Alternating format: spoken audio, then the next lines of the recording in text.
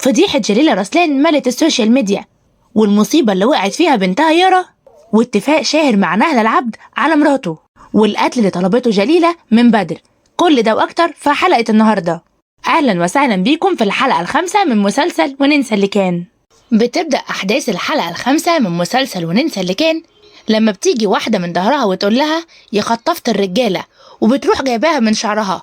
وأول ما بدر بيجي يتعامل، الباديجاردات بيضربوه على راسه، بيوعاهم بإيده وبيتحاموا فيه، وبيمسك الثلاث باديجاردات بيكسرهم كلهم، وبياخد جليلة ويقول لها يلا يا مدام. وأول ما بتمشي بتقابل شاهر طليقها ويقول لها كل المصايب اللي بتحصل دي بسببك، لو انت مش هتعرفي تتصرفي في المصايب دي قوليلي وانا اتصرف، عشان مش هقبل ان بنتي تتذل بسببك. وبنلاقي الصحفي اللي بيرخم على جليلة رسلان من اول المسلسل بيروح لنهلة العبد ويقول لها هتنبسطي قوي، انا صورت كل حاجة وابتديت انشر ومنتج كمان. وبعدها بنلاقي ياسين قاعد في اوضه كلها شاشات، وبيبعت ليارا يقول لها انا عايز بس اخد رايك في الصوره اللي انا صورتها النهارده، وبيبعت لها لينك وهي بتفتحه. واول ما بتفتحه هو بيهكر تليفونها بالكامل، ويبتدي تكون كاميرا موبايلها شغاله وظهرها ليه، وبتدخل عليه مراته وهو بيرتبك، ولما تساله بتعمل ايه يقول لها ده شغل. بترجع جليلة البيت وتقول لبدر شمس اللي كانت في الحفله دي مرات يوسف، هي من عيله تقيله بس كلهم شمال. وهو يقول لها ما انت كمان تقيله، ده انا كنت بشوف جحافل بييجوا لحد ترابيزتك ويتمنوا لك الرضا ترضي. هي قالت له انا عارفه الناس شايفاني ازاي، بس ممكن في لحظه كل ده ينهار. وهو بيقول لها ما تقلقيش انا في ظهرك. قالت له على فكره انا مخضوضه منك ومن شجاعتك، انت شاطر قوي. تقول له انا شاكه في نهله العبد وشاهر طريقي هم السبب في اللي حصل النهارده. وهو يقول لها مش بعيد هم اللي تسببوا في قتلك، لو ينفع نرخص حته سلاح يا ريت. بتقوم وتقول له على فكرة أنا ما بثقش في حد. وهو يقول لها والله حقك بس هتثقي مع الوقت. بتطلع جليلة أوضتها وبتفضل تعيط لحد ما تروح في النوم، وبنلاقي بدر سهران في فيلتها وعمال يتابع كل أخبارها ويعرف إيه سبب طلاقها وليه بنتها متجاهلها تماما. وبعدها بنلاقي أخوها بيتخانق في التليفون عشان عايزين أخته تعمل له إعلانات من جديد، ومراته تقول له هو أنت بتزعق ليه؟ هي مش جليلة دي أنت كنت بتوصلها زمان؟ قال لها كفايه انها الفلوس اللي اديتهاني بدات بيها الشغل. وهي تقول له ما انت وصلتها زمان وكنت بتروح معاها التصوير عشان ما حدش يضايقها، يعني كل اللي هي فيه دلوقتي انت السبب فيه، زي ما انت وقفت جنبها زمان لازم تصرف علينا دلوقتي. هو يقول لها انا مش عيل صغير. وهي تقول له الحياه مش بيت وشغل، الحياه فيها اكل وتعليم ودواء، سيبها لي وانا هتكلم معاها، دي عندها فلوس لو فضلت طول العمر تصرف فيها مش هتخلصها. وبعدها بنلاقي مرات ياسين دخلت عليه الأوضة ولقت فلوس كتير جدا في جيبه، وأول ما بتاخدها بيصحى ويزعق لها وتقول له أنا عايزة أجيب أكل الكرمة. وهو يقول لها هي كرمة دي بتاكل كل ساعتين تلاتة؟ قالت له ما أنت معاك فلوس أهو وعلى طول بتقول إنك منفض. بيقوم يزعق لها ويقول لها كفاية إن أنا اتجوزتك. قالت له ما أنت اتجوزتني من ورا أهلي وخلتني أهرب وأسيبهم وعشان كده أنت بتعاملني كده. قال لها انا كل ده بحبك وعشان كده اتجوزتك وشلت مسؤوليه انا مش قدها، وبيزعق لها وبيشد منها الفلوس. وبعدها بنلاقي شاهر عاوز يقابل نهله العبد وهي ما بتكونش عارفه ليه. وبعدها نهله العبد بتتصل بجد الله وتقول له هو انت الفيديو فين؟ انا مش لاقيه خالص. يقول لها انا كل ما بنشره حد بيشيله، شكل شاهر طليقها عامل الواجب وزياده. وهي تقول له ادفع اكتر وزود صفحات وزود لجان، المهم انها تتفضح النهارده والفيديو يلف مصر كلها. بعدها بنلاقي مديرة أعمال جليلة رسلان بتقول لهم يا جماعة مصيبة الفيديو انتشر، وبيكونوا عايزين يقولوا لها ولكن بدر بيمنعهم ويقول لهم ملهاش لازمة تنكدوا عليها دلوقتي. وهي تقول له اوعى تكون فاكر انك اديتني اوردر، انا بس اقتنعت. قال لها ماشي شوف لنا الراجل بتاع السوشيال ميديا ويشوف لنا حل.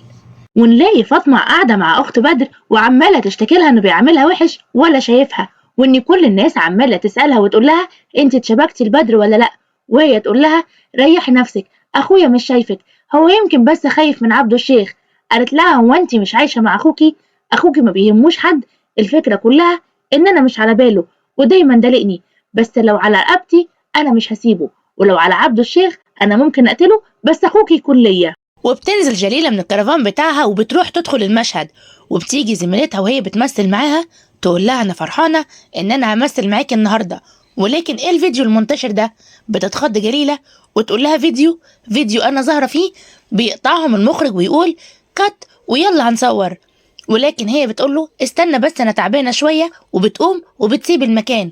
وفي نفس الوقت مكالمة بتيجي لبدر وإنه محتاج يروح الحلبة مرة تانية عشان كلهم فخورين بيه هناك. وبعدها بيجي أصحاب بنتها في النادي ويقولوا بنت خطفت الرجالة اهي، وهي تقول لها نعم يا ماما، وبتطلب البادي جارد بتاعها. والبنات بيجيبوا صحابهم الولاد، ولكن البادي جارد بتاعها بيضربهم وبياخدها ويمشي. بترجع جليلة الكرفان وبتكون متضايقة جدا ومتعصبة، وتقول لها انت ازاي ما تقوليليش على فيديو زي ده؟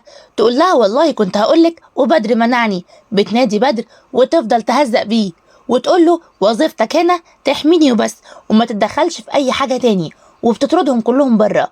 وفجأة تتصل بنتها بيها وتقول لها ايه يا حبيبتي؟ قالت لها حبيبتك ايه وزفت ايه؟ انت السبب في اللي بيجرالي ده، فطحاني في كل حتة، انا بجد بكرهك ومش عايزاكي تكوني امي. بعدها بنلاقي عبده الشيخ مجمع كل الرجاله بتاعته وبيقول لهم ازاي هيبيعوا المنطقه كلها، وان المنطقه كلها ملك ل6 عائلات بس، ولازم يبداوا بيهم واحد واحد. وبيقول لاخو بدر طبعا ابن الضفره صاحبك وحبيبك طمعه في الملايين، ولكن هو هياخد ملايين. ويقول له طب هياخدهم ازاي ملاليم وانا هطمعه؟ يقول له اشتغل بس ومالكش دعوه. بعدها بيقول له قوم انت يلا شوف شغلك، وبيتفق مع جوز اخته ويقول له بدر احنا هنضربه ضربة مقتل ونخليه ما يقومش منها تاني خالص. بعدها بنلاقي نهلة العبد راحت لشاهر شركته وتقول له انت جبتني هنا ليه؟ يقول لها لازم اوريكي المطبخ، ويدخلها أوضة مليانة نبات ويقول لها هنا بنطبخ الطبخة، هنا أنا بعزف الإيقاع اللي عايز مصر كلها تمشي عليه. إزاي تسيبيني وتروحي تجري ورا شوية عيال؟ دي الحملة اللي انت عاملاها على جليلة، وكل فيديو كنت تنزليه كنت بفرم الحملة دي، لكن لما لقيتك دفعتي فلوس أكتر وزودتي أكتر قلت بلاش أخسرك، أنا ممكن أسيبك لجليلة تفرمك هي والراجل اللي معاها. وهي تقوله انت دايما بتحاسس عليها عشان بنتك وبتسيبه وتمشي. وبعدها بنلاقي بدر وصل لحلبة المصارعة وبيجهز لها، واللي بيشيل الغمامة من على عين الحارس الشخصي ليارا بنت شاهر. وبعدها بنلاقي شاهر قاعد في مكان غريب مع واحدة غريبة وتقول له انت مش شايف شغلك كويس؟ ما تعرفش احنا عارفين انت بتقبض كام من الدارك ويب؟ وهو يقول لها هبذل قصارى جهدي. وبعدها بنلاقي بدر داخل حلبة المصارعة وبيكسب كالعادة، وبنلاقي نفس الست قاعدة بتتفرج عليه. وبعدها بدر بيرجع بيته وبتكون المطر عمالة تمطر، وفي نفس الوقت جليلة رسلان قاعدة في بيتها بتعيط وعمالة تفتكر في كل الذكريات وكل اللي حصل من بنتها على مدار اليوم، واخوها كمان بيبعت لها فويس نوت بيزعق لها فيها. وبعدها جليلة بتتصل ببدر وتقول له تعالي لي دلوقتي، وبيروح لها وتقول له ايه اللي عمل كده في وشك؟ يقول لها كنت بتمرن وخدت كام ضربة. وبعدها تقول له انا هطلب منك طلب وهتعيش مرتاح قوي قوي بعد الطلب ده. وهو يقول لها اخدمك من غير حاجة بس قولي لي مالك. وبيكون واضح عليها انها مش في حالتها الطبيعية، وبتقول له انا عايزاك تقتلني. وبكده تكون خلصت الحلقة ال5 من أحداث مسلسل وننسى اللي كان. استنونا بكرة في فيديو جديد وحلقة جديدة في نفس الميعاد.